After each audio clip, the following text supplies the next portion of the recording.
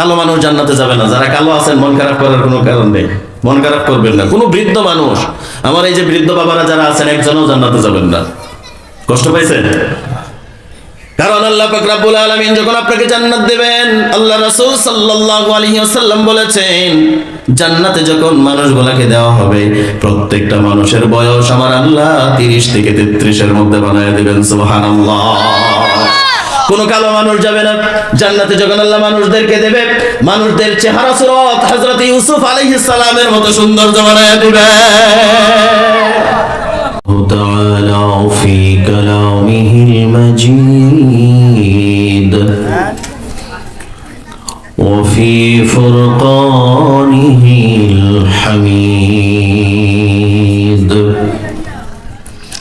সবাই পড়ুন আমার সাথে, أعوذ بالله من الشيطان الرجيم بسم الله الرحمن الرحيم ولقد آتينا لقمان الحكمة أن اشكر لله ومن يشكر فإنما يشكر لنفسه ومن كفر فإن الله غني حميد وإذ قال لقمان لابنه وهو يعظه يا بني لا تشرك بالله إن الشرك لظلم عظيم وقال رسول الله صلى الله عليه وسلم كل أمتي يدخلون الجنة إلا من أبى قيل من أبى يا رسول الله قال من أطاعني دخل الجنة ومن عصاني فقد أبى وقال تعالى مخبرا وآمرا إن الله وملائكته يصلون على النبي يا أيها الذين آمنوا صلوا عليه وسلموا تسليما شكرا اللهم صل على محمد وعلى آل محمد كما صليت على إبراهيم وعلى آل إبراهيم إنك حميد مجيد اللهم بارك على محمد وعلى آل محمد كما باركت على إبراهيم إنك حميد مجيد اللهم صل وسلم وبارك عليه ভিরিন্দা পূর্বপাড়া এলাকাবাসীর উদ্যোগে 2 দিন ব্যাপী 14তম বার্ষিক ইসলামী মহাসম্মেলন আজকের এই উদ্বোধনী দিবসে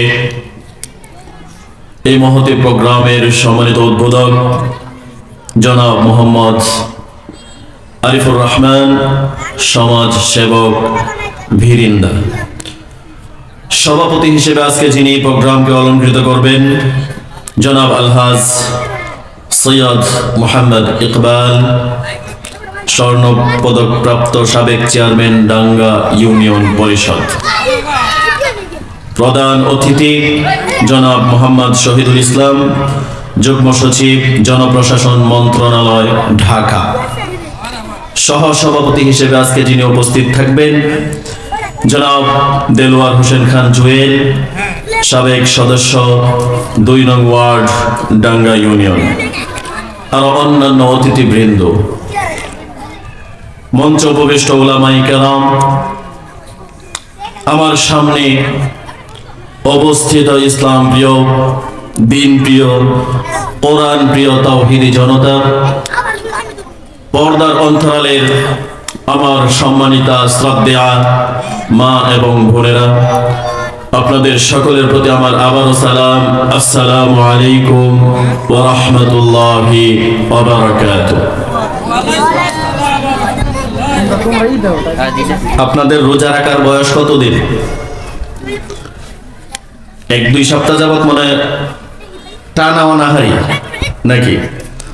সালাম দিলাম, সালামের জবাব যেটা দিয়েছেন মনে হয়েছে কয়েকদিন যাবত রোজা রাখতেছেন, শরীর একবার নিশক্তি হয়ে গেছে, যার কারণে সালামের জবাবের কোনো আওয়াজ নেই। আমি আবারও দিচ্ছি, আসসালামু আলাইকুম ওয়া রাহমাতুল্লাহি ওয়া বারাকাতুহু। আলহামদুলিল্লাহ। প্রধান অতিথি শহীদুল ইসলাম এসে বলছেন যে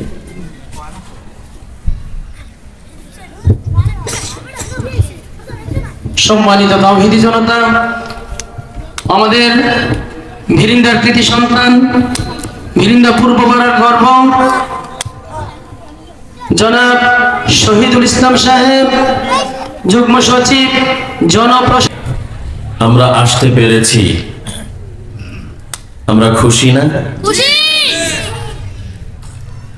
কোরআন শোনার জন্য, কোরআন বোঝার জন্য আল্লাহ যদি তৌফিক না দেন, আল্লাহ যদি রহম না করেন, কারো পক্ষে কি সম্ভব? কারো পক্ষে সম্ভব নয়। কেউ যেটা জানে না সেটা যিনি জানেন তিনি কে? কেউ যেটা পারে না সেটা যিনি পারেন তিনি কে? আমরা এখানে আসতে পেরেছি, আপনার মতো আমাদের মতো অসংখ্য মানুষ এখনো মেলায় আছে নাকি নাই? হাটে বাজারে টেলিভিশনের সামনে আছে না নেই? তাদের চাইতে আপনারা উত্তম নাকি কম?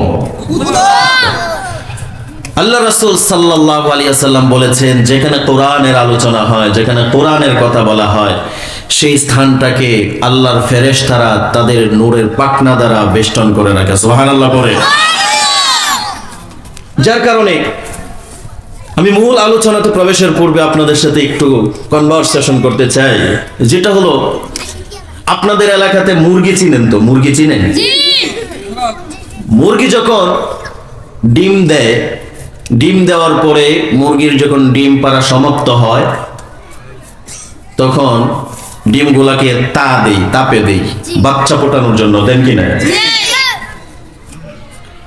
মুরগি তার শরীরের যে পালকগুলো আছে, পাখনাগুলো আছে, সেই পাখনাগুলো দিয়ে ডিমগুলাকে, যেটাকে বলে উম দেয় বা তাপ দেয়, যা কিছুই বলেন না কেন, যেই ডিমটা মুরগির পাখনার বাহিরে চলে যায়, সেই ডিমটা কি ভালো থাকে নাকি নষ্ট হয়ে যায়? কারণ অনেকেই আমরা মনে করি মাইকের আওয়াজ তো বাড়িতে বসে থেকেই শোনা যায়, বাড়িতে বসে থেকেই শোনা যায়। আরে ভাই, ডিম যেরকম মুরগির পালকের বাহিরে চলে গেলে নষ্ট হয়ে যায়, এটার মধ্যে ফেরেশতাদের নজর, ফেরেশতাদের বেষ্টনী, ফেরেশতাদের পাহারা, এই পাহারার বাহিরে যারা থাকবে তারা আসলেই আল্লাহর রহমত পরিপূর্ণ পাবে না, ঠিক কিনা বলেন? যার কারণে আমরা প্রত্যেকেই কোরআন শোনার জন্য সামনাসামনি বসবো। রাসূলুল্লাহ সাল্লাল্লাহু আলাইহি ওয়াসাল্লাম যখন তালিম করতেন, তালিম তারবিয়ত দিতেন, সাহাবায়ে কেরাম সামনে বসতেন। রাসূলুল্লাহ সাল্লাল্লাহু আলাইহি ওয়াসাল্লাম শিক্ষকের ভূমিকা পালন করতেন, সাহাবায়ে আজমাইনগণ ছাত্রের ভূমিকা পালন করে নীরব শ্রোতার মতো শুনতেন, মনোমুগ্ধের মতো। কোরআন সবাই শুনতে পারে না, সবাই বুঝতেও পারে না। কোরআন শোনার জন্য ভাগ্যের প্রয়োজন। আমি সব জায়গায় বলে থাকি, শত শত মাইল দূর আবেসিনিয়া থেকে বেলাল হাবশি, সালমান ফার্সি, শত শত দূর থেকে রাসূলের দাওয়াত গ্রহণ করে ইসলামের সুশীতল ছায়াতলে আশ্রয় নেওয়ার জন্য আসলেন। রাসূলের আহ্বানে সাড়া দিয়ে কালেমা নসিব করলেন, দুনিয়া থেকেই জান্নাতের সার্টিফিকেট পাইলেন, ঠিক কি না? আবার রাসূলের ঘরের সাথে লাগানো ঘর, আবু জাহেল উতবা, শাইবা, মুগীরা, আবু লাহাব। রাসূলুল্লাহ সাল্লাল্লাহু আলাইহি ওয়াসাল্লামের জন্ম দেখলো, শিশু দেখলো, কৈশোর দেখলো, যৌবন দেখলো, প্রৌঢ় দেখলো, নবুয়ত প্রাপ্তি পর্যন্ত দেখলো, সবকিছু দেখলো। রাসূলের সাথে হাঁটলো, চললো, খেলাধুলা করলো, সবকিছুই করলো। কিন্তু তকদীরে হেদায়াত না থাকার কারণে, তকদীরে ঈমান না থাকার কারণে বেঈমান হইয়া জাহান্নামের লাকড়ি হয়ে গেছে, ঠিক কিনা বলে? যার কারণে কোরআন শোনার জন্য তকদীরের প্রয়োজন, ভাগ্যের প্রয়োজন। সম্মানিত মুসল্লিয়ানে কেরাম, সম্মানিত উপস্থিতি, আমি আপনাদের সামনে পবিত্র কুরআনুল কারীমের 31 নম্বর সূরা, সূরাতুল লুকমানের 12 নম্বর আয়াতে কারিমা তেলাওয়াত করেছি। রাসূলুল্লাহ সাল্লাল্লাহু আলাইহি ওয়াসাল্লামের পবিত্র মুখনিসৃত ছোট্ট একখানা হাদিসে নববী পাঠ করেছি।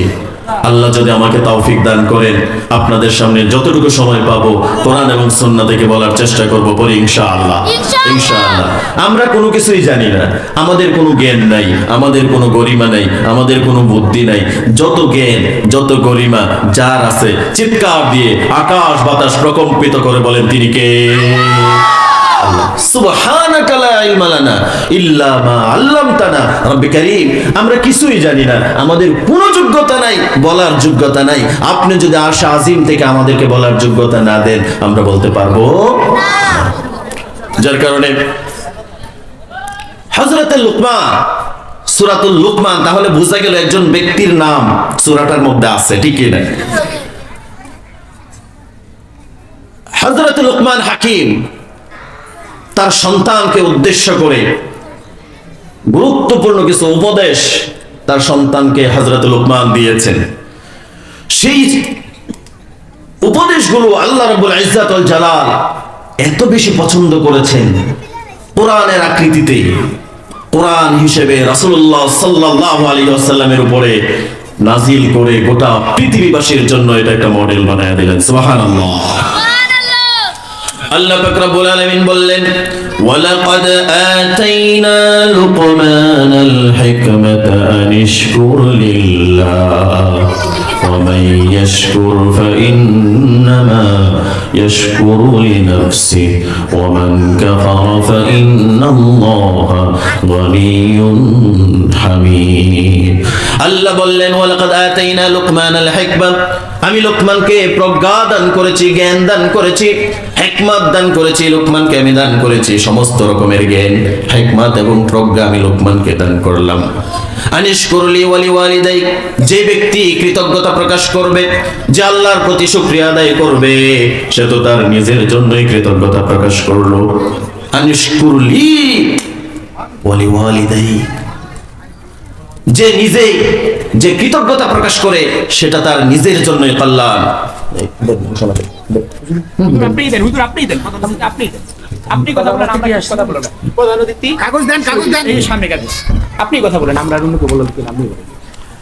যে আমাদের আজকের প্রোগ্রামের সম্মানিত সভাপতি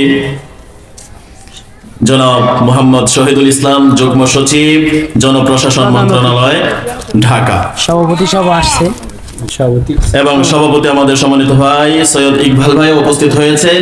আল্লাহ পাক রব্বুল আলামিন আমাদের ভাইদেরকে ইসলামের জন্য কবুল করুন, সকলে বলি আমিন। আল্লাহ পাক রব্বুল আলামিন যেরকম ভাবে হযরতে ওমরকে আল্লাহ নেতৃত্ব দিয়েছিলেন, গোটা পৃথিবীর অর্ধ পৃথিবী হযরতে ওমর শাসন করেছিলেন।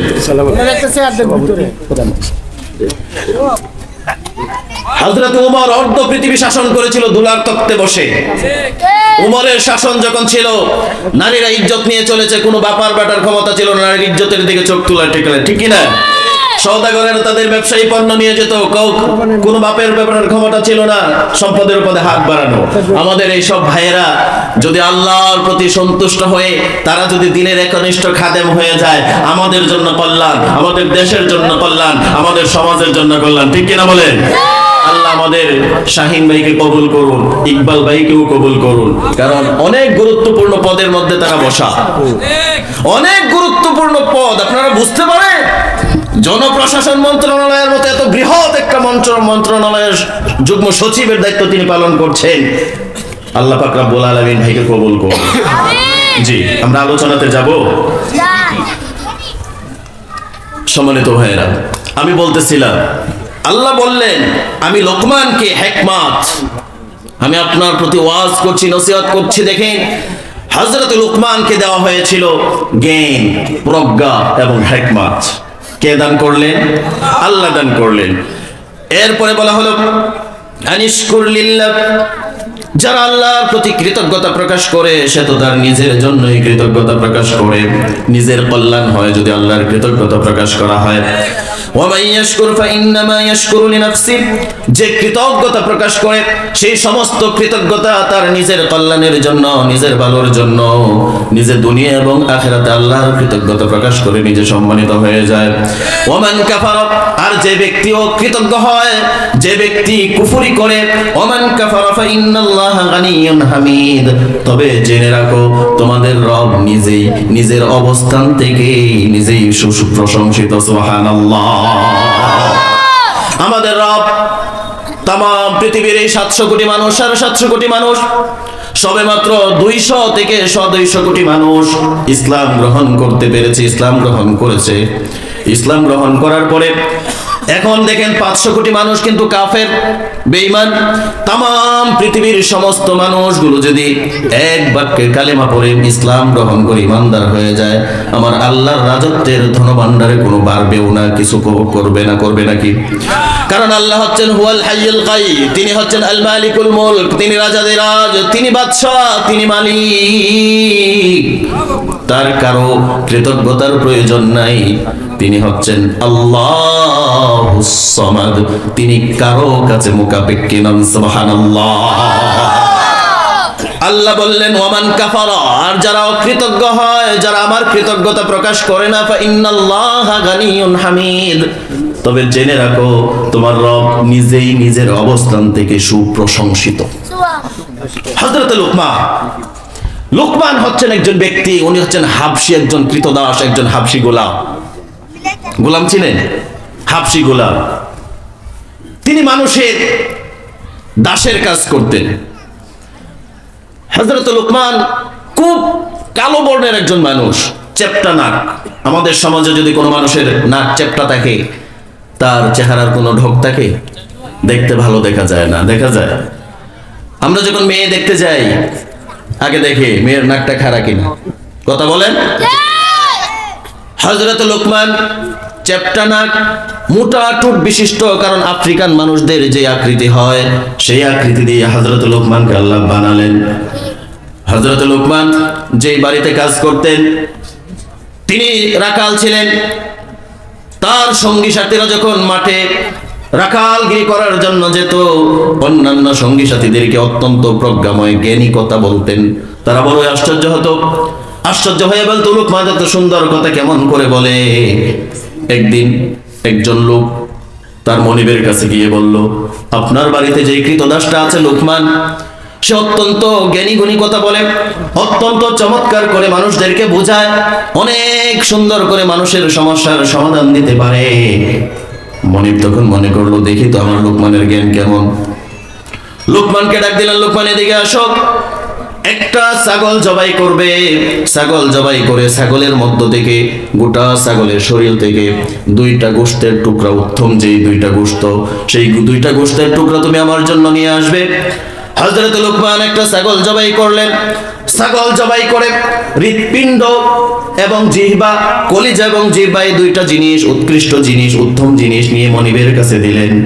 মনিবের কাছে দেওয়ার পরে কিছুদিন পর মনিব আবার ডাক দিলেন, লোকমান এদিকে আসো, আবার একটি ছাগল জবাই করো।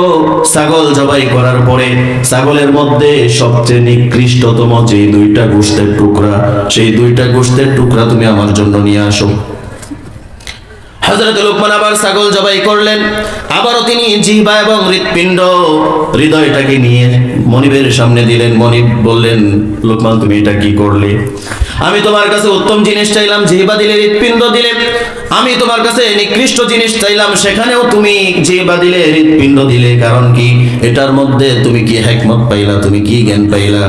হযরত লোকমান তখন বললেন, ইন্না ফিল জাসাদি লামুদগা, মানুষের শরীরের মধ্যে দুইটা জিনিস, একটা হচ্ছে জিহ্বা আর একটা হচ্ছে তার হৃৎপিণ্ড বলেন, যকৃত বলেন, যা কিছুই বলেন, এই দুইটা যদি ভালো থাকে মানুষের সারা শরীরটাই তখন ভালো থাকে।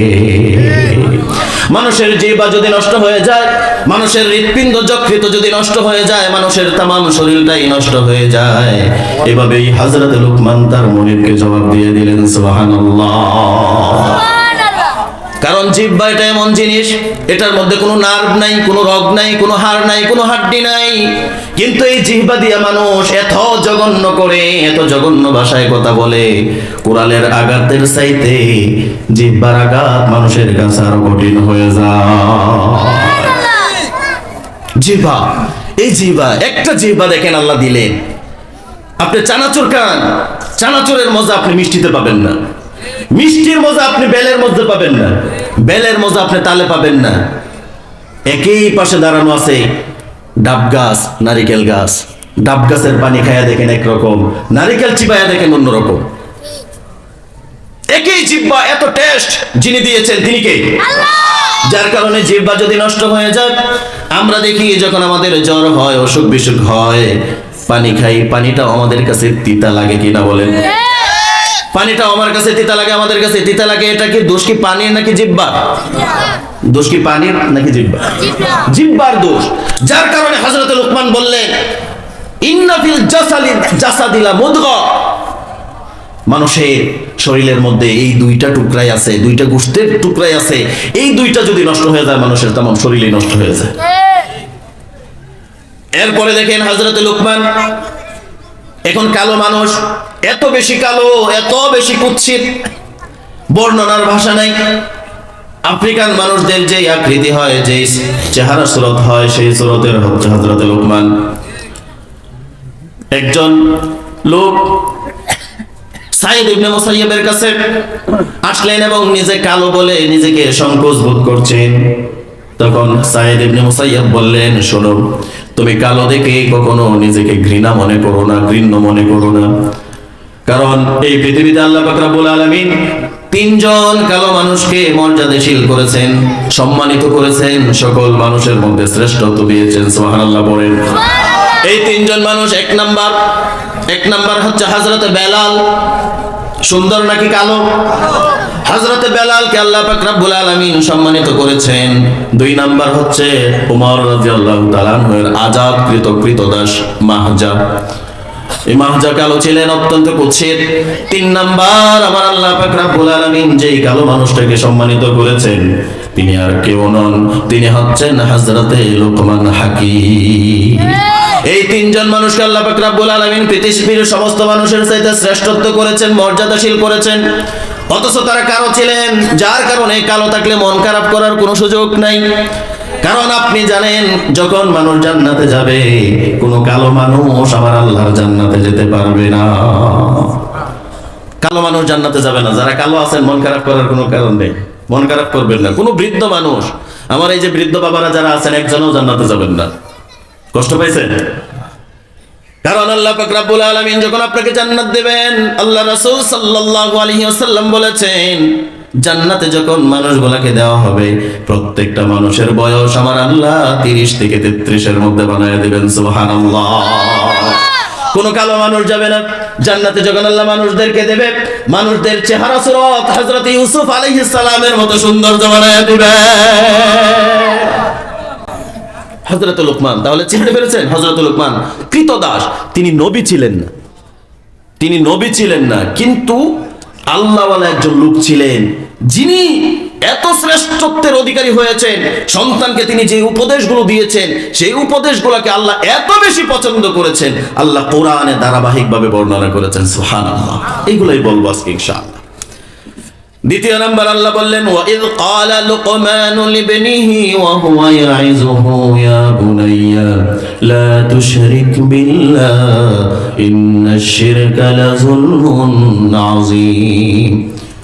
আল্লাহ বললেন, নবী স্মরণ করুন সেই সময়ের কথা যখন হযরত লুকমান হাকিম তার সন্তানকে উদ্দেশ্য করে নসিহত পেশ করেছিলেন, উপদেশ দিয়েছিলেন। সেই সময়ের কথা স্মরণ করুন। কারণ আমাদের নবী আগে আসছে নাকি লুকমান আগে আসছে?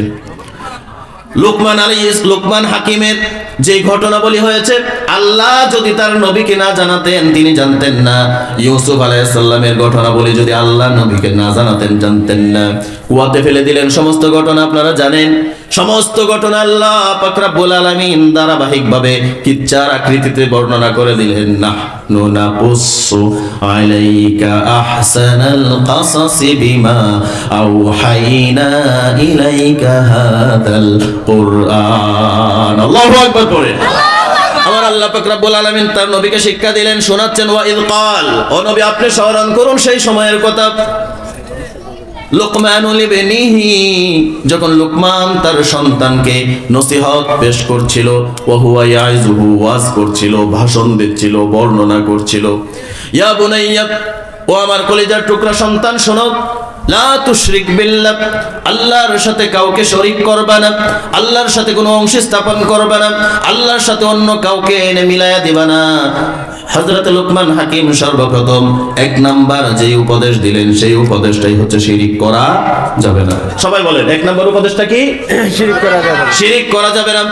সন্তানকে যখন উপদেশ দিল, এখন সন্তান মনে করেন পিতাকে জিজ্ঞেস করলো, আমার বাবা আমি যদি শিরিক করি, শিরিক তো আমি করছি, আমি অংশীবাদী, এখন আমি যদি এটা করতেই থাকি তাহলে এটার অন্যায় কি হবে? আমার আল্লাহ পাক রব্বুল আলামিন আবার সুন্দর করে বর্ণনা করলেন, ইন্নাশ শিরকা লাযুলমুন আযীম, কারণ তুমি শিরিক করবা না সেটার জন্যই, কারণ শিরিক হচ্ছে সবচেয়ে বড় মহাজুলুম। মনে করেন আমাদের শাহিন ভাই, উনি সচিব, শহীদুল ইসলাম ভাই সচিব, ওনার একটা জায়গা আছে, ওনার একটা আসন আছে, ওনার একটা ডেস্ক আছে, যেখানে বসে তিনি কার্য সম্পাদন করেন। ওনার সেই ডেস্কের মধ্যে যদি ওনার স্থানে ভাগ বসায়া অন্য কাউকে বসায়া দেন, উনি খুশি হবে না? কত বলে না? আমার ভাষা বুঝেন? আমার আল্লাহ হচ্ছেন এক। আল্লাহ পাক রব্বুল আলামিনের সমস্ত কাজের সাথে পৃথিবীর কোনো মাখলুকের কোনো সম্পর্ক থাকতে পারে না, অংশ স্থাপন থাকতে পারে না, একাকার হতে পারে না, কারণ আমার আল্লাহ এই জুলুমকারীদেরকে সবচেয়ে বেশি ঘৃণা করে। তাহলে 1 নাম্বার যে উপদেশ দিলেন, সেই 1 নাম্বার উপদেশটা হচ্ছে জুলুম করবে না। ও আমার সন্তান, জুলুম করবে না। এই যে উপদেশ দিলেন, এই উপদেশ শুধু কি লুকমান হাকিমের ছেলের মধ্যেই সীমাবদ্ধ, নাকি ইলা ইয়াউমিল কিয়ামা, কিয়ামতের দিন পর্যন্ত পৃথিবীতে যত বাবা জন্ম নেবে, যত সন্তান জন্ম নেবে, সমস্ত পিতা এবং সন্তানের জন্য আমার আল্লাহ এই উপদেশ নাযিল করেছে। এটা লুকমান হাকিম পর্যন্তই সীমাবদ্ধ নয়, যার কারণে আল্লাহ কোরআনে সন্নিবেশিত করে দিলেন, ও দুনিয়ার মানুষেরা শুনে নাও, তোমার সন্তানকে আগে তুমি তাওহীদ শিখাও, তোমার সন্তানকে আগে তুমি দ্বীন শিখাও, তোমার সন্তানকে আমার আল্লাহর সাথে তুমি পরিচয় করায় দাও। এখন দেখেন, বলা হলো শিরিক করবে না। শিরিক হচ্ছে গুনাহসমূহের মধ্যে আপনি খুন করেছেন, জেনা করেছেন, ব্যভিচার করেছেন, আপনি যদি আল্লাহর কাছে তাওবা করেন, আল্লাহ আপনার তাওবা কবুল করে আপনাকে ক্ষমাও করে দিতে পারে। সুবহানাল্লাহ। কিন্তু শিরিক এমন গুনাহ, শিরিক এমন অপরাধ, যে অপরাধ আমার আল্লাহ কখনোই ক্ষমা করবেন না। ইন্নাল্লাহা লা ইয়াগফিরু আন ইউশরাকা বিহি ওয়া ইয়াগফিরু মা দুনা যালিকা লিমান ইয়াশা। ইন্নাল্লাহ, নিশ্চয় আল্লাহ তাআলা, লা ইয়াগফিরু, কখনো ক্ষমা করবেন না, কখনো নয়, আন ইউশরাকা বিহি, যারা আল্লাহর সাথে শিরিক করে, ওয়া ইয়াগফিরু মা দুনা যালিকা লিমান ইয়াশা, আর এই শিরিকের গুনার বাহিরে আপনার মদ খাওয়ার গুনাহ, জানার গুনাহ, ব্যভিচারের গুনাহ, সকল রকমের গুনাহ আমার আল্লাহ যাকে চাইবেন ক্ষমা করে দিবেন, কিন্তু শিরিকের গুনাহ আমার আল্লাহ কখনো ক্ষমা করবেন না। রাসূলুল্লাহ সাল্লাল্লাহু আলাইহি ওয়াসাল্লামকে প্রশ্ন করলেন, ওগো আল্লাহর নবী, সবচেয়ে জঘন্যতম অপরাধ কোনটা? সবচেয়ে বড় অপরাধ কোনটা? সবচেয়ে জঘন্যতম অন্যায় কোনটা? আল্লাহ রাসূল সাল্লাল্লাহু আলাইহি ওয়াসাল্লাম তখন বললেন, লা তুশরিক বিল্লাহ, তুমি আল্লাহর সাথে শিরিক করবে অথচ আল্লাহ তোমাকে সৃষ্টি করেছে। আল্লাহ সৃষ্টি করেছে অথচ আল্লাহর সাথে শিরিক করে আছে না নাই? মাজারে গিয়ে সেজদা দেয়, এরকম মাজার পূজারী আছে না নাই? আল্লাহকে সেজদা না দিয়া মাজারে গিয়ে সেজদা দেয়, পীরের পায়ে সেজদা দেয়, এরকম ঈমান হারা জালেম আমাদের দেশে আছে না নাই? সেজদা পাওয়ার এক নাম্বার অধিকার, এক নাম্বার হক হচ্ছে আমার রবের। আমার রবের জায়গায় যদি অন্য কাউকে বসায়, আমার রবের ইবাদতে যদি অন্য কাউকে অংশী বানায়, তাহলে সে জালেম হইয়া জাহান্নামের লাকড়ি হইয়া যাবে।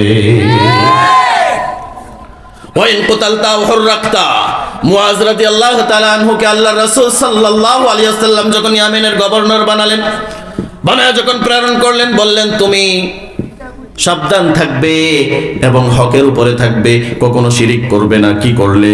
ওয়া ইন কুতালতা, তোমাকে যদি হত্যা করা হয়, তোমাকে যদি খুন করা হয়, এরপরও আল্লাহর সাথে শরীক করবে না। আও হুররাকতা, যদি তোমাকে জ্বলন্ত অগ্নিকুণ্ডের মধ্যে নিক্ষেপ করে দেয়, তারপরেও তুমি তোমার রবের সাথে শিরিক করতে পারবা না। আমার ভাইরা, শিরিক এত জঘন্য অপরাধ। শিরিকের মধ্যে দুই প্রকার হচ্ছে সর্বপ্রধান শিরিক।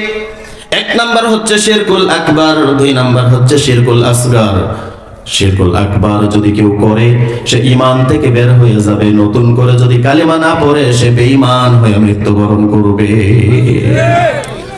ছোট শিরিক সে যদি করে, ইসলাম থেকে বের হবে না, কিন্তু বারবার করার কারণে কবিরা গুনাহের অংশীদার হয়ে যাবে, কবিরা গুনাহে সাব্যস্ত হবে। এর মধ্যে বড় শিরকের মধ্যে হচ্ছে সেজদা পাওয়ার অধিকারী আল্লাহ, আল্লাহকে সেজদা না দিয়ে অন্যকে সেজদা করা। জীবন মৃত্যুর মালিক আল্লাহ, সেখানে যদি মনে করে আমাকে প্রশাসন ফাঁসিতে ঝুলায় মৃত্যু দিতে পারবে, এই বিশ্বাস যদি থাকে, এটার নাম শিরিক। কথা বলে? জীবন দেওয়ার মালিক আল্লাহ, এখানে যদি কেউ মনে করে আমাকে জীবন দিয়েছে আমার প্রশাসন, আমাকে জেলখানা থেকে মুক্তি দিয়েছে, এই বিশ্বাস যদি তাকে শিরিক করেছে। কাউকে সন্তান দেওয়া এবং সন্তান না দেওয়া, ছেলে এবং মেয়ে দেওয়া, এটা যদি কেউ বিশ্বাস করে কোনো পীর নামের ভণ্ড সন্তান দিতে পারে, তাহলে সে শিরিক আকবর করে জাহান্নামী হয়ে যাবে। কারণ সন্তান যিনি দিতে পারেন, চিৎকার দিয়ে বলেন তিনি কে?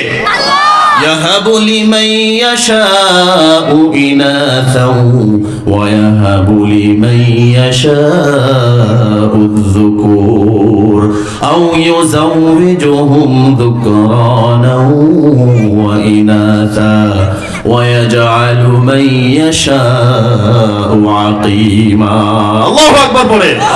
আল্লাহ বললেন, আমি যাকে ইচ্ছা কন্যা দান করি, আমি যাকে ইচ্ছা ছেলে দান করি, যাকে ইচ্ছা ছেলেও দেই মেয়েও দেই, যাকে ইচ্ছা ছেলেও দেই না মেয়েও দেই না, নিঃসন্তানই বানায়া সারা জীবনের জন্য বন্ধ্যত্ব করে দে। ক্ষমতা কার? এখন পীরের কাছে যায় বলে, ইয়া খাজা, ইয়া বাবা, আমার সন্তান নাই, সন্তান দাও। সেজদায় লুটায়া পড়ে।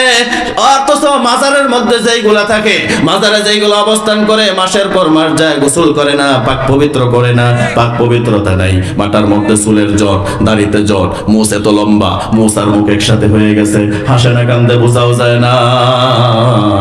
এইগুলা মাজারে সারাদিন পরে পরে গাঁজা খায়, পরে দিয়ে সারাদিন নারী পুরুষ একসাথে নাচানাচি করে।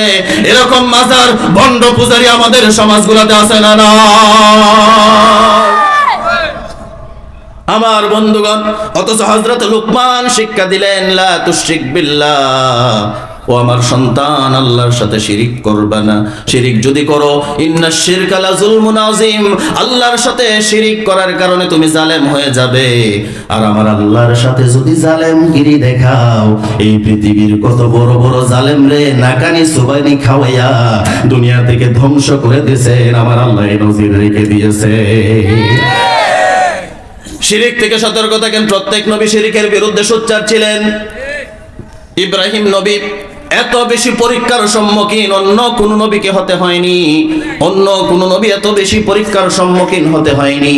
নিজের পিতা দ্বারা নির্যাতিত হয়েছেন, আগুনের মধ্যে অগ্নিকুণ্ডে নিক্ষিপ্ত হতে হয়েছে। তিনি যখন মূর্তি পূজা দেখতে পেলেন সমাজে, তিনি এটার বিরুদ্ধে অবস্থান নিলেন। তারপরে তিনি সন্ধ্যার অবস্থান যখন দেখলেন, সন্ধ্যার সময় যখন আকাশের দিকে তারকা দেখলেন, তারকা দেখে হযরত ইব্রাহিম বললেন, এটা আমার প্রভু। কিন্তু কিছুক্ষণ পর তারকা যখন বিলীন হয়ে গেল, তিনি বললেন, না, যারা ক্ষয় আছে, যার ধ্বংস আছে, সে কখনো আমার রব হতে পারে না।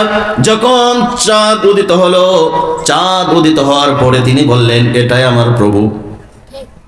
যখন চাঁদ অস্তমিত গেল, চাঁদ যখন একটা সময় বিলীন হয়ে গেল, তিনি বললেন না, এটাও আমার রব হতে পারে না। যার বিলীন আছে, ক্ষয় আছে, সে কখনো আমার প্রভু হতে পারে না।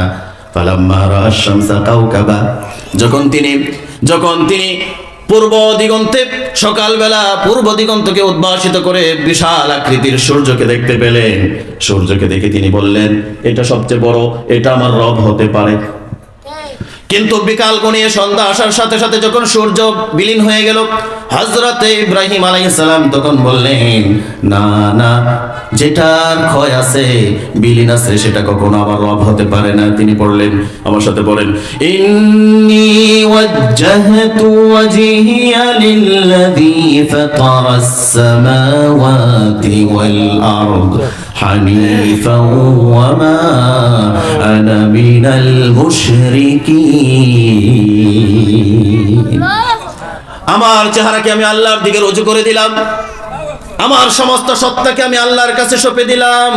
আমি কখনো মুশরিকদের অন্তর্ভুক্ত নই, কোন নবী মুশরিকদের সাথে কোনো সম্পর্ক স্থাপন করেনি।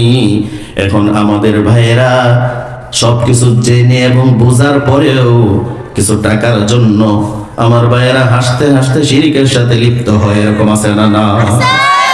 অথচ সবচেয়ে বড় জুলুম, ফাকাদ হারামাল্লাহু আলাইহিল জান্নাহ ওয়া মাওয়াহুন নার ওয়া মা লিয-যালিমিনা মিন আনসার। যারা শিরক করবে তাদের জন্য আমার রব জান্নাতটাকে হারাম করে দেবেন, জাহান্নামের অধিকারী বানায় দেবেন, এবং জালেমদের জন্য এই পৃথিবীতে আকাশে বলেন, জমিনে বলেন, হাসরে বলেন, ময়দানে বলেন, মাহশারে বলেন, কোথাও কোনো রকমের কোনো সাহায্যকারী পাওয়া যাবে না। যার কারণে শিরক করা যাবে না। এক নাম্বার উপদেশ হযরত লুকমান যেটা দিলেন সেটা কি? শিরক করা যাবে। এর মধ্যে দেখেন বড় শিরক, সন্তান চাওয়া তো গেল, সন্তান আমাদের সমাজে মাজারে চায়, আপনারা বিশ্বাস করেন তো? এটা অসংখ্য মানুষ মাজারে গিয়া সন্তান চাই ঈমান নষ্ট করতেছে। আমার বন্ধু রাস্তার পাশে বসে আংটি বিক্রি করে, হাত দেখে জ্যোতিষ, হাতের গণনা করে, আপনার ভাগ্যরেখা গণনা করে। ভাগ্যরেখা বলতে কোনো শব্দ নাই, আপনার তকদির আপনার জন্মের 50,000 বছর পূর্বে আমার আল্লাহ লিপিবদ্ধ করে রেখেছে। নতুন করে আর পরিবর্তন হওয়ার কিছু নাই। অকাল মৃত্যু বলতে কোনো শব্দ নাই, সবগুলোই কাল মৃত্যু। ইযা জাআ আজালুহুম লা ইস্তাখিরুনা সাআতাও ওয়া লা ইস্তাকদিমুন। যখন যার আজল শেষ, যখন যার নির্ধারিত সময় শেষ, সেখানে আল্লাহ তাকে স্টপ করে দেবেন। যার কারণে অকাল মৃত্যু এটা বলা যাবে না, এটা ইসলামের সাথে সাংঘর্ষিক, এটা কখনো হতে পারে না। সবাই কাল মৃত্যুই বরণ করে, সময় শেষ, সে মৃত্যুবরণ করেছে। এখন দেখে শিরিকের ব্যাপারে কি বলবো। শিরিক এত জঘন্য পাপ, এত জঘন্য পাপ, এত জঘন্য পাপ। শিরিকটা কেমন হয়? মনে করেন, আমরা অনেকেই মনে করি রাসূলুল্লাহ সাল্লাল্লাহু আলাইহি ওয়াসাল্লাম, এবং অনেকেই তো মনে করে তার পীর গায়েব জানে, এরকম আছে না? কিন্তু দুনিয়ার কোনো মানুষ গায়েব জানে? কথা বলেন, দুনিয়ার কোনো মানুষ গায়েব জানে? وعنده مفاتح الغيب لا يعلمها إلا هو ويعلم ما في البر والبحر। গায়েবের চাবিকাঠি, গায়েবের একমাত্র ক্ষমতা আমার আল্লাহর কাছে। জলে এবং স্থলে, অন্তরিক্ষে যা কিছুই ঘটে না কেন, আমার রব ছাড়া এই পৃথিবীতে আর কেউ জানে না। নবী জানে ততটুকু, জিব্রাইলকে আল্লাহ জানালেন যতটুকু, জিব্রাইল আল্লাহর পক্ষ থেকে রাসূলের কাছে নিয়ে আসলেন যতটুকু, এর বাহিরে রাসূল কিছু জানতেন না। কুল লা ইয়ালামু মান ফিস সামাওয়াতি ওয়াল আরদ بالغيب إلا الله قل لا أملك لنفسي نفعا ولا ضرا إلا ما شاء الله। আল্লাহ বললেন, ও নবী আপনি জানায়া দেন, দুনিয়ার মানুষদেরকে জানায়া দেন, কুল কুল্লা আমলিকু লিনাফসি নাফআ ওয়ালা দাররান, আমি আমার নিজের ভালো এবং মন্দ এটা করার কোনো ক্ষমতা আমার নাই। কে বলছেন? আল্লাহ রাসূল। কার পক্ষ থেকে বলছেন? আল্লাহর পক্ষ থেকে। কুল্লা আমলিকু লিনাফসি নাফআ ওয়ালা দাররান ইল্লা মাশা আল্লাহ, আমার ভালো এবং মন্দ করার কোনো ক্ষমতা আমার নাই আল্লাহ যদি না করে। ওয়ালাউ কুনতু আ'লামুল গায়ব লাস্তাকসারতু মিনাল খায়র, আমি যদি গায়েবের খবর জানতাম বেছে বেছে সমস্ত কল্যাণগুলো আমি আমার জন্য গ্রহণ করতাম, আমাকে কখনো কোনো অকল্যাণ আমাকে স্পর্শ করতে পারতো না। রাসূল কি দুঃখ দুর্দশার সম্মুখীন হয়েছেন কিনা? হয়েছে। যার কারণে ঈমানকে আগে ঠিক করবেন। ঈমান ছাড়া আমলের কোনো মূল্য নাই আল্লাহর কাছে। ঈমান হচ্ছে এক। ঈমান কত? এক। আর আমলগুলো হচ্ছে শূন্য। আমলগুলা কি? শূন্য। ভালো ঠিক বুঝেন, ঈমান হচ্ছে এক। একবিহীন শূন্যের কোনো মূল্য আছে? আপনি প্রথমে একটা এক দেন, এক দেওয়ার পরে একটা শূন্য দেন, হয়ে যাবে 10। একটা শূন্য বৃদ্ধি করেন, হয়ে যাবে 100। এরকম যত শূন্য বৃদ্ধি করবেন 100, 1000, 1 লক্ষ, 1 কোটি, 1 বিলিয়ন হবে কিনা? কিন্তু আমার বন্ধু সামনে এক দেন নাই, এক নাই শূন্য। যদি আপনি টেকনাফ থেকে তেতুলিয়া, রূপসা থেকে পাতুরিয়া পর্যন্ত শুধু শূন্য দ্বারা ভরপুর করে দেন, এক আনার কোনো মূল্য আছে এই শূন্য? এক আনার কোনো মূল্য আছে এই শূন্যের? কোনো মূল্য নেই। যার কারণে ঈমান হচ্ছে এক। এক যদি না থাকে ঈমানহীন আমল হচ্ছে তলাবিহীন ডুলার মতো, জোলার মতো এরকম আমল। যার কারণে শিরিক করা যাবে না। শিরিক হচ্ছে সবচেয়ে বড় জুলুম। এরপরে দেখেন দ্বিতীয় নম্বরে আসছে, সেখানে পিতামাতার ব্যাপারে বলা হয়েছে।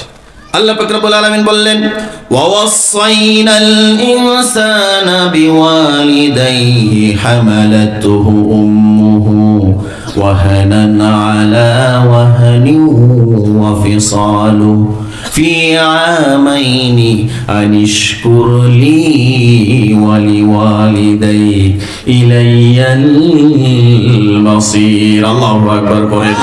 আল্লাহ বললেন আমি উপদেশ দিলাম, ওয়াসাইনাল ইনসানা, আমি উপদেশ দিয়ে দিলাম তোমরা তোমাদের পিতা মাতার সাথে সৎ ব্যবহার করো, পিতা মাতার সাথে ভালো ব্যবহার করো। কারণ এই পৃথিবীতে আল্লাহ এবং আল্লাহর রাসূলের পরে সবচেয়ে বেশি হকদার, সবচেয়ে বেশি আদব পাওয়ার অধিকারী কে বলেন? বলেন।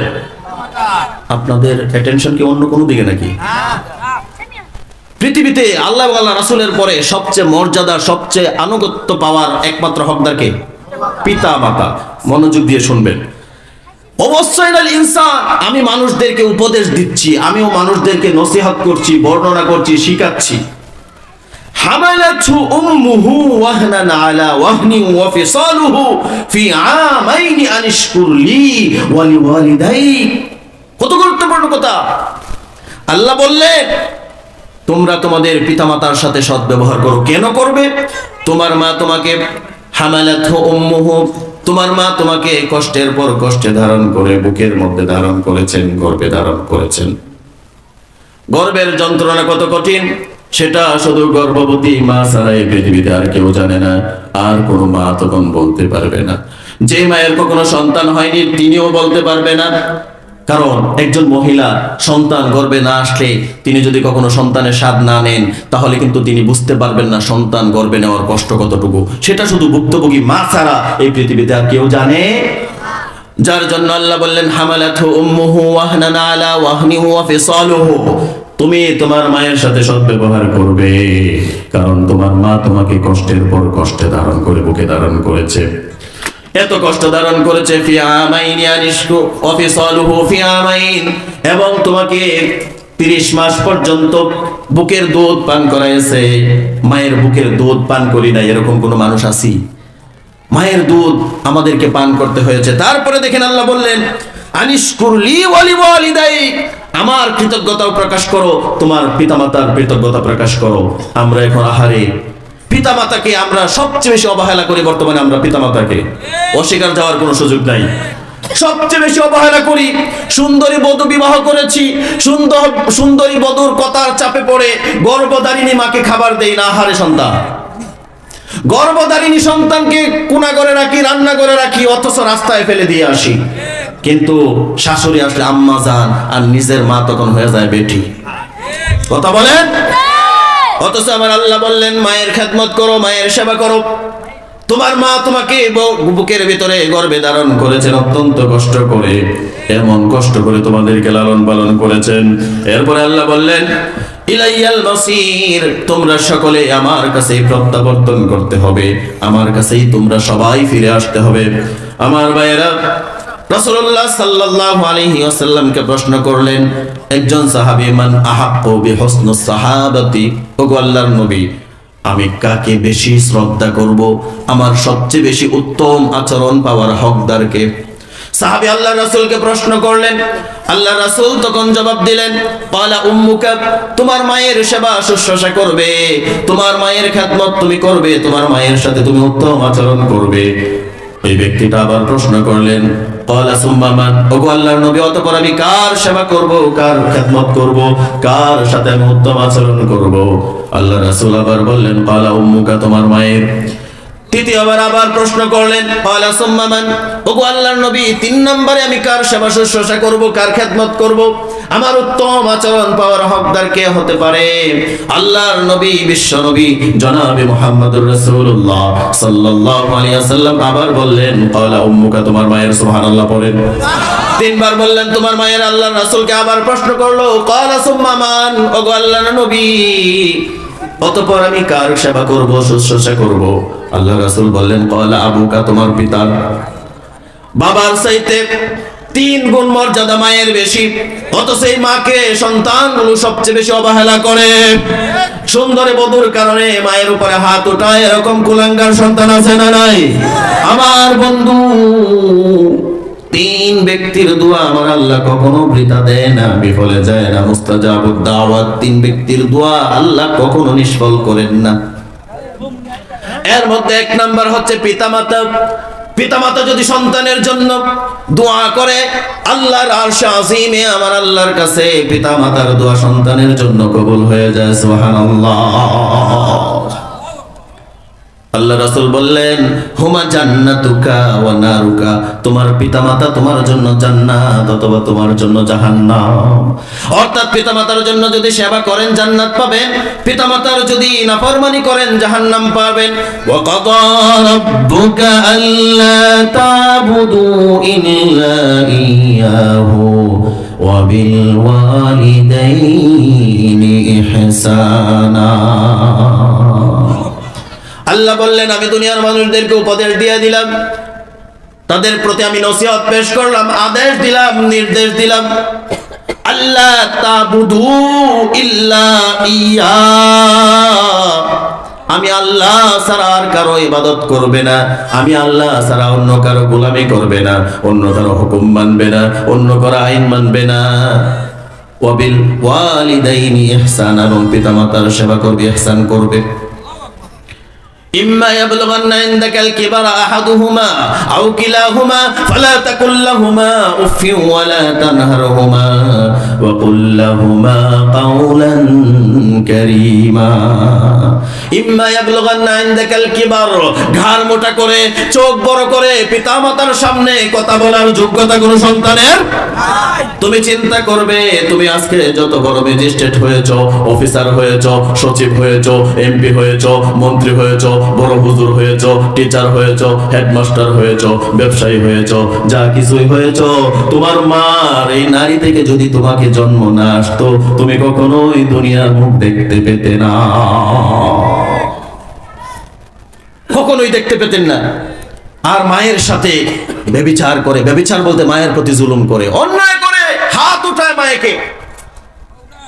আহা আহা, মায়ের প্রতি যারা, দেখেন আমার ভাইয়েরা, সন্তান যখন মায়ের জরায়ুতে এসে যায়, এসে যাওয়ার পরে আমার আল্লাহ পাক রব্বুল আলামিন মায়ের মাসিক অসুখটাকে বন্ধ করে দেন।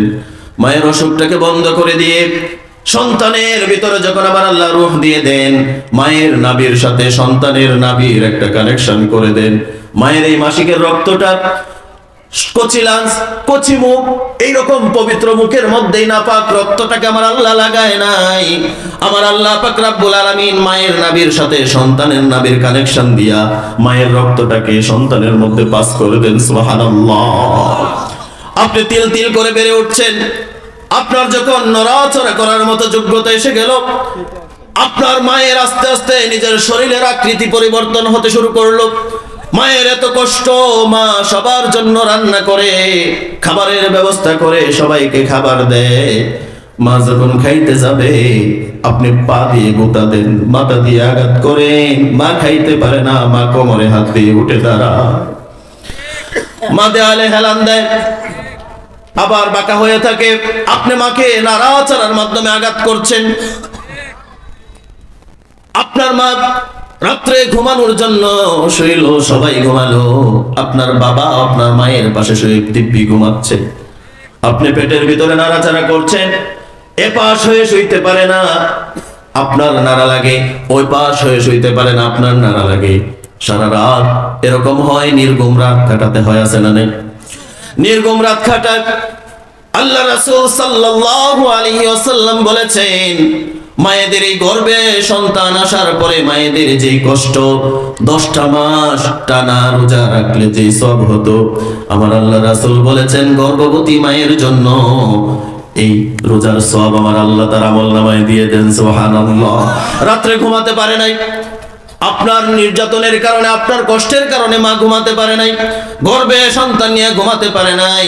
সারা রাত জেগে জেগে তাহাজ্জুদ আদায় করলে যে আমলনামায় সব হতো, আমার আল্লাহ গর্ভবতী মায়ের আমলনামার মধ্যে সারা রাত তাহাজ্জুদের সব লিপিবদ্ধ করে দেয়।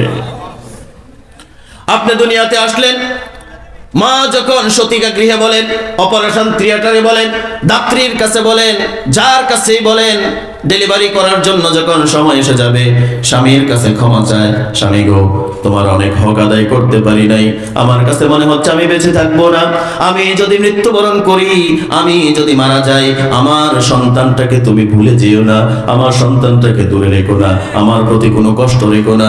মা বাবার কাছে বলে যায়, মা বাবা অত্যন্ত যত্ন করে আমাকে বড় করেছেন, লালন পালন করেছেন, খাওয়াইয়াছেন, পড়িয়েছেন, পড়াশোনা করিয়েছেন, স্বামীর কাছে পাত্রস্থ করেছেন, আজকে আমি সন্তান জন্ম দেওয়ার জন্য যাচ্ছি, আমার কাছে মনে হচ্ছে আমি বাঁচবো না, আমি যদি মরে যাই, প্রাণের প্রিয় আব্বা আম্মা আমাকে মেহেরবানি করে ক্ষমা দেবেন। আছে না নেই? আমার বন্ধু অপারেশনের থিয়েটারে চলে যায়, অপারেশন থিয়েটারে চলে যাওয়ার পরে সন্তান যখন ভূমিষ্ঠ হয়, সন্তান যখন দুনিয়ার আলো বাতাসের মধ্যে চলে আসে, মায়ের কোলে যখন দেওয়া হয়, 10 মাসের বুকের ধারণের কষ্ট, ডেলিভারির কষ্ট এক মুহূর্তের মধ্যেই এই মমতাময়ী মা ভুলে যায়। আর এই মাকে কষ্ট দেন, এই মাকে খাবার দেন না, নিজে বড় বড় মাছের মাথা আনেন, মাছ কিনে খান, স্ত্রীকে নিয়ে আনন্দ উল্লাসের সাথে খান। এরকম সন্তানও আছে, মাকে বড় মাছের একটা টুকরাও দেয় না। ও মা বোনেরা শুনেন, আপনি যিনি আজকে বউ হয়েছেন, আপনি নিজেকে আপনার শাশুড়ির স্থানে দাঁড় করান। আপনার একটা মেয়ে আছে, আপনিও শাশুড়ি হবেন। আপনি যদি আপনার শাশুড়ির সাথে বেইনসাফি করেন, অত্যাচার করেন, আল্লাহর কসম, আল্লাহর কসম, আল্লাহর কসম, আপনার পুত্রবধূ আপনাকে পা দিয়ে লাথি মেরে ফেলে দেবে। আবার শাশুড়ি মাদেরকে বলি, আপনারা যারা শাশুড়ি হয়েছেন, কর্তৃত্ব নিজের হাতে শুধু ধরে রাখতে চাইবেন না, পুত্রবধূকে মূল্যায়ন করেন, পুত্রবধূকেও মর্যাদা দেন, তাকে বোঝান যে মা আমার মেয়ে ছিল, তাকে আমি অন্যের হাতে দিয়ে দিয়েছি, তুমি আমার পুত্রবধূ হিসেবে নয়, তুমি আমার মেয়ে হিসেবে, আমার এক মেয়ে গেছে আর এক মেয়ে আসছো। এরকম টেন্ডেন্সি, এরকম দর্শন যদি মা এবং বউ এবং শাশুড়ির মধ্যে লাগানো হতো, আমার বাংলার জমিনের প্রত্যেকটা সংসার জান্নাতের টুকরা হয়ে যেত। কিন্তু কোন অবস্থাতেই মায়ের সাথে খারাপি করবেন না। আল্লাহর রাস্তে যারা মায়ের সাথে খারাপি করেছেন, আল্লাহর রাস্তে মায়ের সাথে যায় মাফ চান, মা কিন্তু মাফ করে দেবে। মায়ের জন্য দোয়া করার জন্য, মা বাবার জন্য দোয়া করার জন্য আল্লাহ শিখালেন, সবাই পড়েন, রব্বিরহামহুমা কামা রব্বায়ানি সগীরা। ওগো আমার রব, ওগো আমার আল্লাহ, আমার রব, আমার পিতামাতা আমাকে ছোট অবস্থায় যেরকম ভাবে স্নেহের কোলে লালন পালন করেছে, আমার পিতামাতাকেও আপনি আপনার রহমতের চাদর দ্বারা ডেকে নিন। পিতামাতার সাথে খারাপ আচরণ করা যাবে না, পিতামাতার সাথে খারাপ আচরণ করা যাবে না। ওয়া ইন জাহাদাকা আলা আন তুশরিকা বিমা লাইসা লাকা বিহি ইলম ফালা তুতি'হুমা ওয়া সাহিবহুমা ফিদ দুনিয়া মারুফা। আল্লাহ বললেন, যদি তোমাদের পিতামাতা তোমাদেরকে এমন কোন বিষয়ের জন্য পিরাপিরি করে যেটা সম্পর্কে তোমার ধারণা নেই, তোমার সন্তান যদি শিরিকের জন্য তোমাকে চাপ দেয়, তাহলে তার হুকুম মানা যাবে না।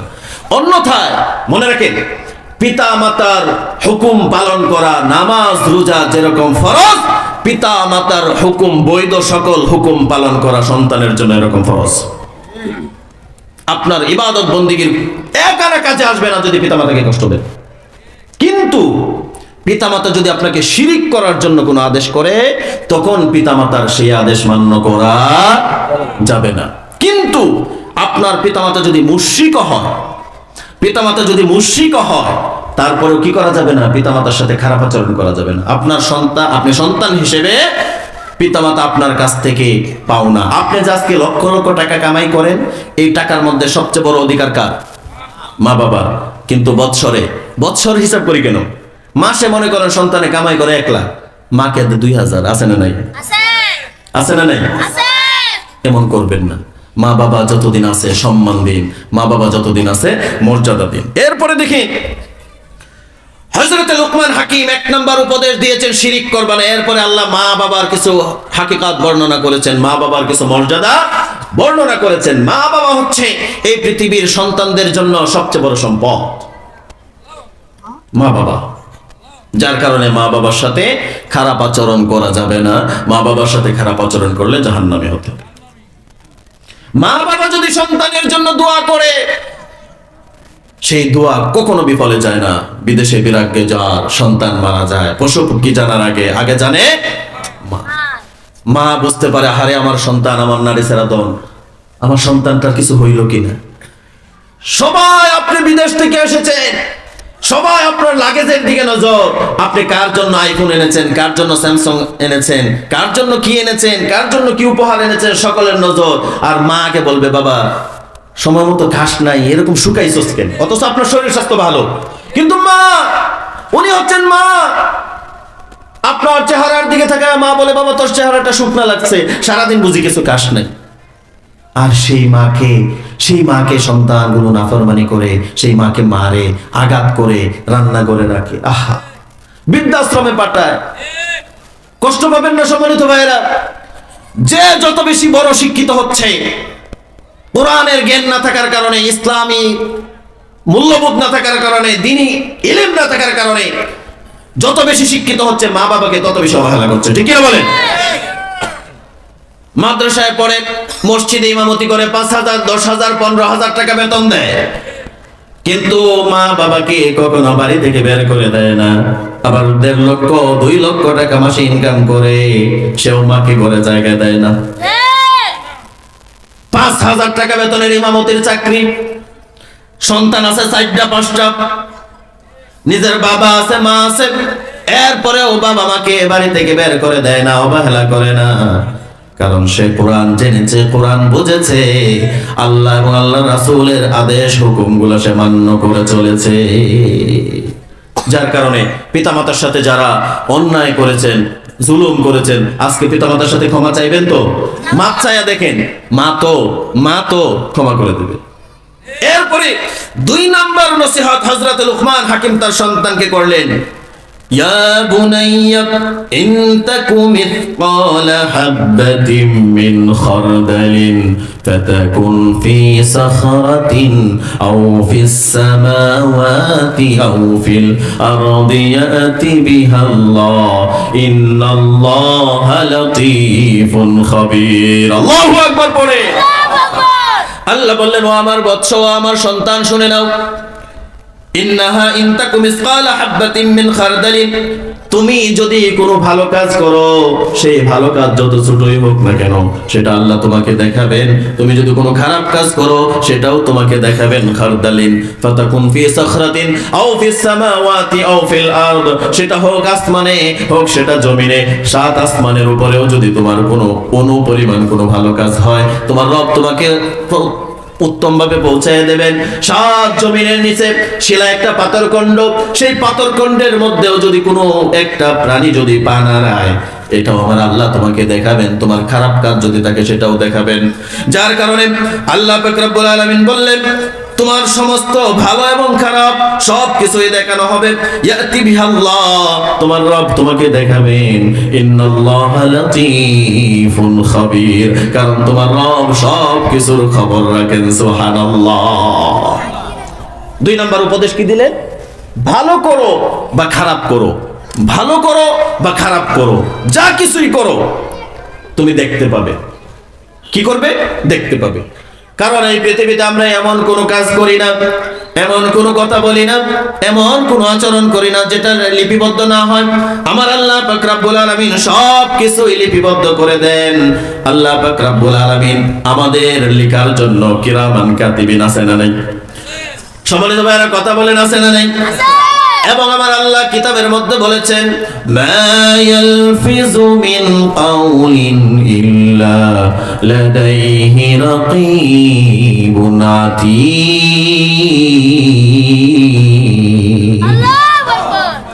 আল্লাহ বললেন, বান্দার মুখ দিয়ে এমন কোনো কথা বলে না, এমন কোন আচরণ বান্দা করে না, এমন কোন চিন্তা মস্তিষ্ক দিয়ে করে না যেটা আমি লিপিবদ্ধ করে না নেই। সুবহানাল্লাহ। সব কিছু লিপিবদ্ধ হয়। আপনি ছোট আমল করেন, বড় আমল করেন, যা কিছু আমলই করেন না কেন সব কিছুই আমার আল্লাহ লিপিবদ্ধ করেন। আপনি রাতের গভীরে আপনার আইনজীবীর সাথে স্কাইপি কেলেঙ্কারির মাধ্যমে কোন আলেম ওলামাকে ফাঁসি দেওয়া যাবে, কাকে যাবজ্জীবন দেওয়া যাবে, ফোনের মাধ্যমে আপনি আলাপ করছেন, জুলুম নির্যাতন করছেন, দুনিয়ার কেউ জানে না, কিন্তু আমার আল্লাহ রেকর্ডার সব কিছু রেকর্ড করে নিচ্ছে। সব রেকর্ড হয়ে যাচ্ছে। সব কেন রেকর্ড করে নিচ্ছে? সহজভাবে বোঝালে বুঝবেন। এই যে এখন প্রত্যেকের হাতে মোবাইল, এই মোবাইলের ভিতরে ছোট্ট একটা মেমোরি আছে না নাই? ছোট্ট একটা মেমোরি কার্ড লাগিয়ে দেওয়া হয়েছে। এই মেমোরি যিনি আবিষ্কার করেছেন তার ইচ্ছা ছিল এই মেমোরির মাধ্যমে মানুষের সব কিছু, ভয়েস বলেন, অডিও, ভিডিও সব কিছুই লিপিবদ্ধ হবে। আমি এখানে বসে কথা বলছি, আমার হাত নাড়ানো, ঠোঁট নাড়ানো, আমার অঙ্গ ভঙ্গি সব কিছু রেকর্ড হচ্ছে কিনা? সব কিছু রেকর্ড হয়ে যাচ্ছে। ভাইয়ের আমার আল্লাহ পাক রব্বুল আলামিন দুনিয়াতে মানুষ বানায়া এত বুদ্ধি যার মাথার মধ্যে দিলেন মেমোরি কার্ড বানানোর মতো, এই মানুষকে যিনি বানাইছেন তিনি কে? আমার আল্লাহ বললেন, وَكُلَّ إِنسَانٍ أَلْزَمْنَاهُ طَائِرَهُ فِي عُنُقِهِ وَنُخْرِجُ لَهُ يَوْمَ الْقِيَامَةِ كِتَابًا يَلْقَاهُ مَنشُورًا। আল্লাহু আকবার। আল্লাহ বললেন, ওয়াকুল্লা ইনসান, আমি প্রত্যেকটা মানুষের কেউ বাদ নাই। প্রধানমন্ত্রীও বাদ নাই, এমপিও বাদ নাই, মন্ত্রীও বাদ নাই, চেয়ারম্যান বাদ নাই, রিকশাওয়ালা বাদ নাই, কুলি মজুর কেউ বাদ নাই। প্রত্যেক মানুষের গর্দানের মধ্যে আমি আল্লাহ, ওয়াকুল্লা ইনসানিন, আমি প্রত্যেকটা মানুষের মধ্যে আলজামনাহু তাইরাহু ফি উনুকি, উনুকুন মানে হচ্ছে গার, গর্দান।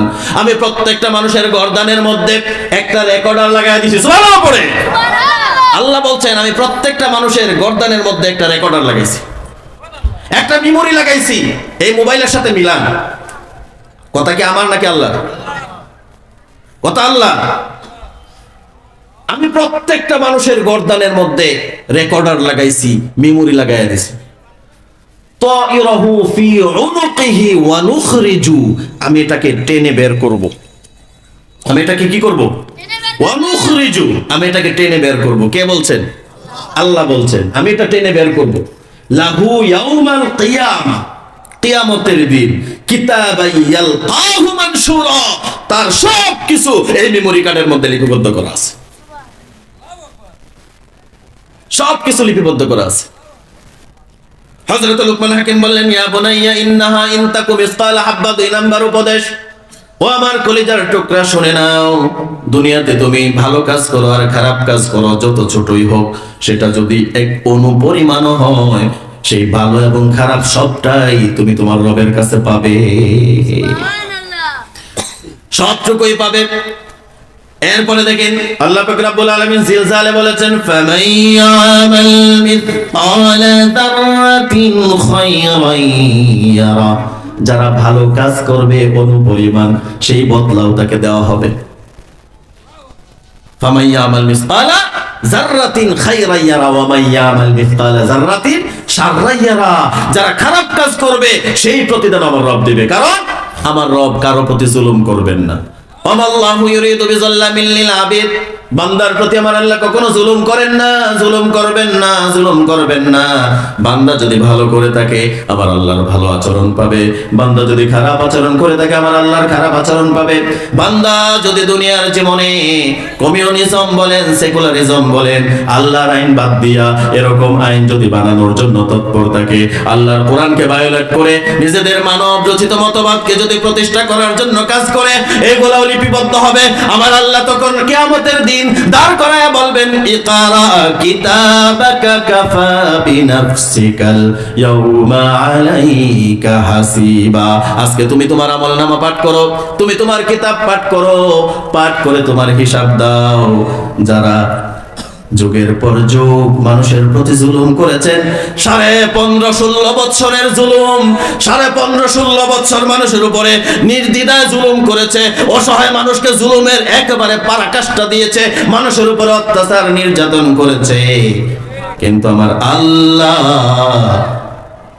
এমন মহান রব, এমন আল্লাহ, আল্লাহ যখন মনে করেছেন ফেরাউনের মতো তোর সীমা লঙ্ঘন হয়ে গেছে, এখন আমি তোকে ছাত্রদের দ্বারা ধ্বংস করে দেব, তোর 16 বছরের ক্ষমতার মসনদ আমি তছনছ করে দেব, তোর নাম নিশানা মানুষ ঘৃণা ভরে স্মরণ করবে। এই পৃথিবীর কোনো মানুষ ফেরাউন নাম রাখে না, আবু জাহেল নাম কেউ রাখে না, কারো নাম নমরুদ রাখে না, কারো নাম হামান কারুন রাখে না, কারণ তারা তামাম পৃথিবীর মধ্যে ঘৃণিত, ঠিক কিনা? আমার বন্ধুগণ, বাংলাদেশের স্বৈরাচার যেটা পলাইছে সেটাও মানুষের উপরে এত জুলুম করেছে, এত নির্যাতন করেছে, এত অন্যায় করেছে, অসহায় মানুষের উপরে জুলুম করেছে, আলেম ওলামাদের উপরে ফাঁসির কাস্টে ঝুলিয়েছে, আলেম ওলামাদের উপরে নির্যাতন করেছে। আমার আল্লাহর কোরআনের বিরুদ্ধে অসংখ্য আইন রচনা করেছে, ঠিক কিনা?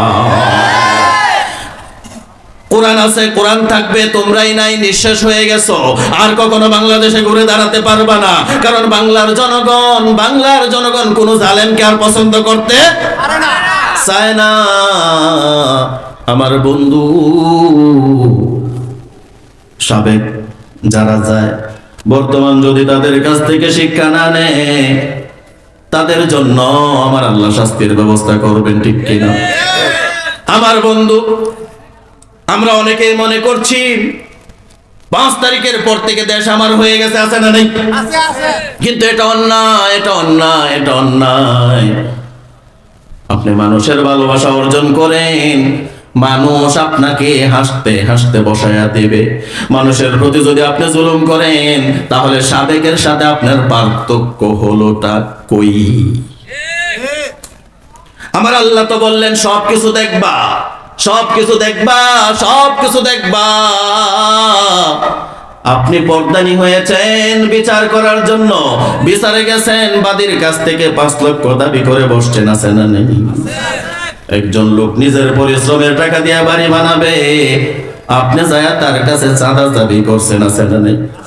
টাকাটাকে আপনার কামাই, আপনার কামাই, আপনি তার কাছে দাবি করার অধিকার কে দিল আপনাকে? আল্লাহ তো নিষেধ করলেন কোন মানুষের উপরে জুলুম করবে না। ইন্নাল্লাহা লা ইউমলি লিয-যালিমি হাত্তা ইযা আখাযাহু লাম ইউফলিতহু। মানুষ যখন জুলুম করে, জুলুম করতে করতে যখন জুলুমের সীমা লঙ্ঘন করে ফেলে, আমার আল্লাহ তারে ধরে এত জোরে টান মারেন, তারে ক্ষমতায় টিকায় রাখার জন্য দাদার বাড়ির ক্ষমতাও থাকে না। আমার বন্ধু, মিসকালা যাররা, যাররা পরিমাণ ভালো কাজ করবেন আল্লাহর কাছ থেকে পুরস্কার পাবেন, যাররা পরিমাণ জুলুম করবেন আল্লাহর কাছ থেকে এটার বদলাও পাবেন। যার কারণে হযরত লুকমান বললেন, ও আমার সন্তান, ছোট করো বড় করো যা কিছুই করো সব প্রতিদান পাবে। ইন্নাল্লাহা লাতীফুন খাবীর, কারণ তোমার রব, আমার রব সব কিছুর খবর রাখে, তিনি সব কিছুর খবর রাখে,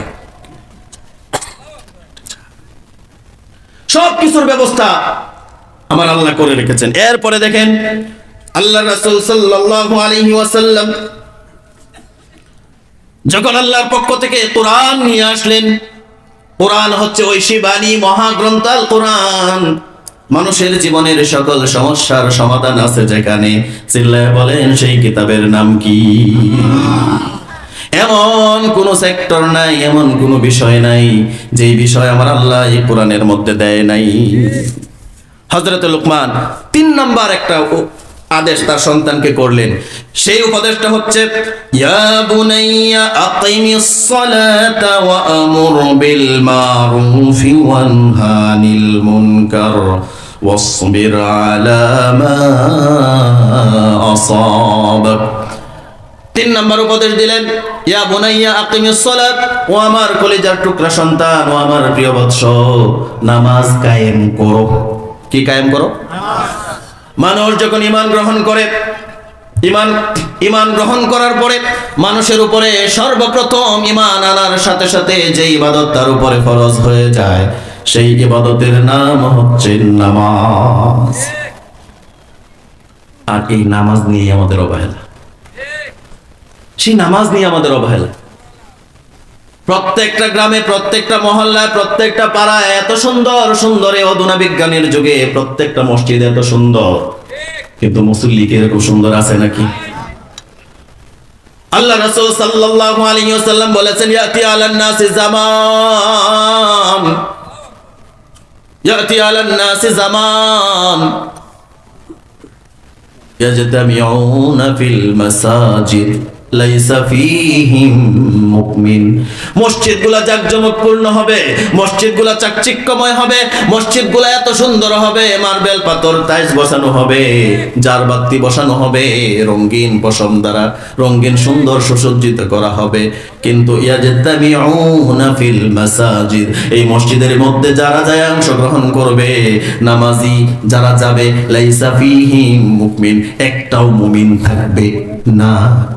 সমাজে সুদ খায়, মসজিদে যায় আছে না নাই? হজ করে আসছে, হজ করে এসে সুদে টাকা লাগায় আছে না নাই? হজ করে আসার পরে মানুষের সম্পদ লুণ্ঠন করে, বনের অধিকার ফেরায়া দেয় না, ভাইয়ের হক ভাইকে বুঝায়া দেয় না, এতিম বাতিজার সম্পদ লুণ্ঠন করে, হাজী সাহেব এরকম আছে না নাই? আমার বন্ধু, আল্লাহ পাক রব্বুল আলামিন বললেন নামাজ প্রতিষ্ঠা করো। হযরত লুকমান তার সন্তানকে আদেশ করলেন, ও সন্তান নামাজ প্রতিষ্ঠা করো। একটু জিকির করেন, লা ইলাহা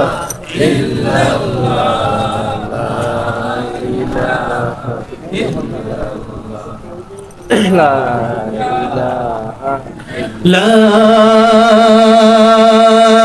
ইলাহা ইল্লাল্লাহু মুহাম্মাদুর রাসূলুল্লাহ সাল্লাল্লাহু আলাইহি ওয়াসাল্লাম। তাহলে হযরত লুকমান 3 নাম্বার উপদেশ কি দিলেন? নামাজ কায়েম করো। কায়েম জিনিসটা কি সেটা আগে আপনাদেরকে বুঝতে হবে। যারা শিক্ষিত আছেন তারা বুঝেন, আর যারা একটু কম শিক্ষিত তারা বুঝবেন।